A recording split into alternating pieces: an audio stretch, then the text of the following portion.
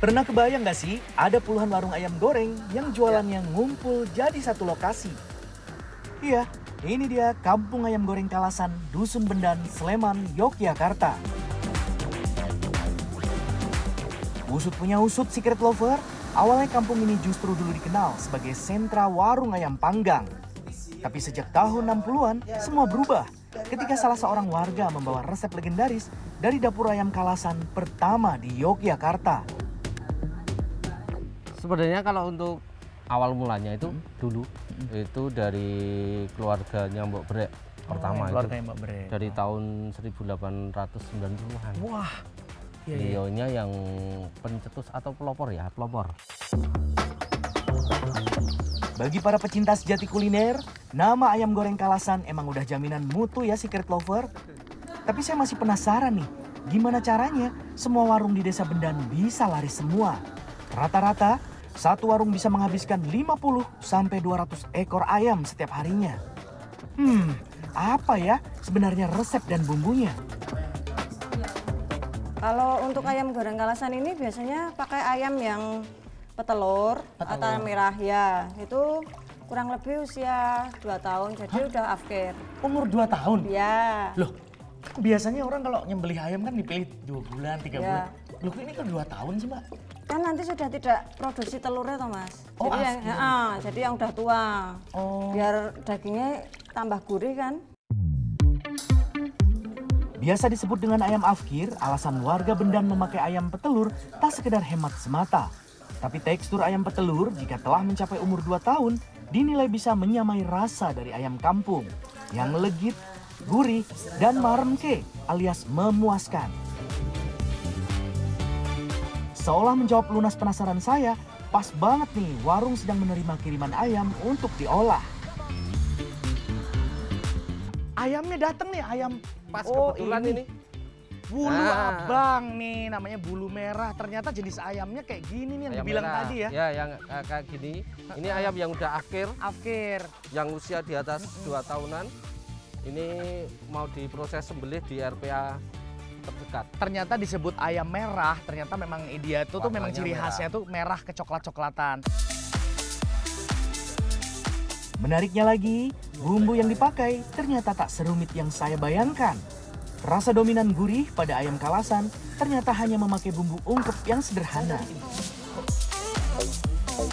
Mbak Ita, tapi ini saya lihat kok bumbunya kok nggak banyak ya, cuman ada 1, 2, 3 macam aja sih Mbak. Iya.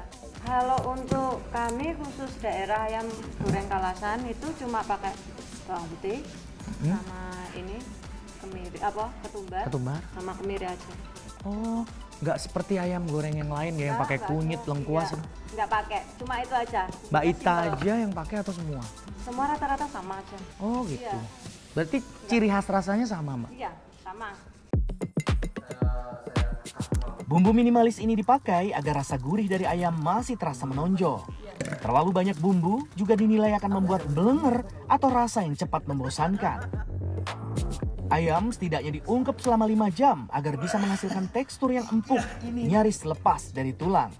Selain itu, ada cara menumpuk ayam yang unik yang dilakukan oleh semua pengolah ayam goreng Kalasan di Desa Bendan.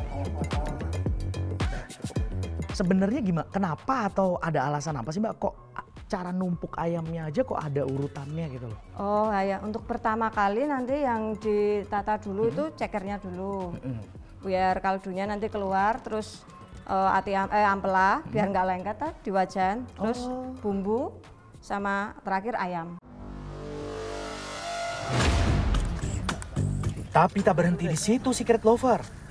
Pak Ibnu membuat saya sedikit terkejut ketika menyebut ada satu lokasi yang disakralkan warga dan dipercaya mampu mendatangkan berkah bagi penjual. Disebut sebagai Sendang Ayu, mata air alami ini terletak di Dusun Bubakan, tak jauh dari Dusun Bendan. Jadi dulu para pendahulu kami sebelum masih zaman dahulu sebelum masih setiap rumah belum ada sumur, mereka nyuci ayamnya itu di sini. Nyuci ayam di sini. Terus kadang malah ada yang bawa airnya dari sini. Dibawa bawa pulang. Ada yang punya anggapan ini air membawa berkah. Air pembawa berkah. Ya. Karena karena kan ini langsung dari mata air. Meski kini telah berkurang, warga masih menghormati keberadaan mata air alami itu. Warga kini memilih cara yang dianggap modern untuk menjaga kualitas ayam goreng Kalasan. Salah satunya adalah memakai resep yang sama sehingga puluhan warung punya rasa yang setara. Tapi perjalanan saya belum berakhir. Saya masih penasaran nih dengan sosok Mbok Bere yang menjadi inspirasi lahirnya kampung ayam goreng Kalasan. Mendatangi salah satu dapur legendaris di kawasan Jalan Magelang, saya bertemu dengan Agus, salah satu keturunan langsung dari Mbok Bere. Menjadi generasi ke-6 dari Mbok Bere, Agus menyebut resep ayam goreng Kalasan sudah ada sejak tahun 1800-an. Karena pertama nama Mbok Bere itu ada di Kalasan, Mas. Makanya ada istilah ayam goreng Kalasan. Itu hanya tempat tinggal awalnya tuh adalah penciptaan awal ayam goreng Mbok Bere, Mas. Nah, kemudian semua pembantu yang dulu di Mbok Bere itu kebetulan di daerah Bentan dan Kalasan sekitarnya menjadi terkenalnya ayam goreng Kalasan. Ya itu waktu itu kan mereka masih terbuka para orang tua, jadi pada niru, Mas. Tapi ciri khasnya tidak akan bisa ada persis, nggak bisa. Ini Rono Dikromo atau Cangga, 5 generasi di atas saya. Meski disebut Mbok Bere, nama itu sebenarnya bukanlah nama asli sang pencipta resep ayam goreng Kalasan. Nama aslinya adalah Nini Rono Dikromo atau sering dikenal sebagai Nyi Rame. Dalam istilah Jawa, Bere sendiri bisa diartikan berteriak terus-terusan. Persis seperti kebiasaan salah satu anak Nini Rono Dikromo. Jadi waktu Rono Dikromo ini waktu goreng atau manggang itu sambil gendong anak kecil masih bayi itu rewel, ditaruh di tempat tidur di lambennya lah.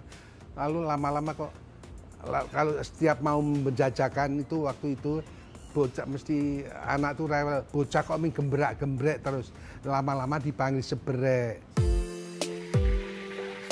Yang menarik nih, dalam sebuah kisah tersohor di kalangan penjual, konon Mbok Bere menerima resep ayam gorengnya dari sosok misterius yang kala itu mendatangi warungnya.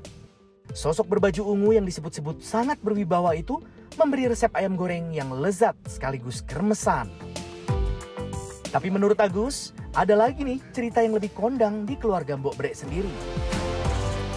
Secara spiritual dulu kan orang Jawa tuh kan punya keyakinan kalau punya keinginan sesuatu ke Borobudur, Mas. Itu kan ada stupa, lalu itu yang lubang-lubang tuh namanya Ngerogoh Kunto Bomo, Mas. Kunto Boma. Waktu Ngerogoh itu menyentuh tangan Buddha, patung Buddha Pradaksina itu menyentuh sok anak turunku ora kepaten pangan.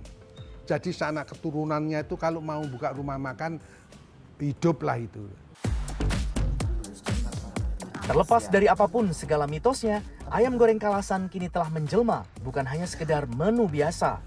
Dari sepotong yang kita gigit, ada banyak kearifan lokal yang turut hadir dalam setiap rasanya.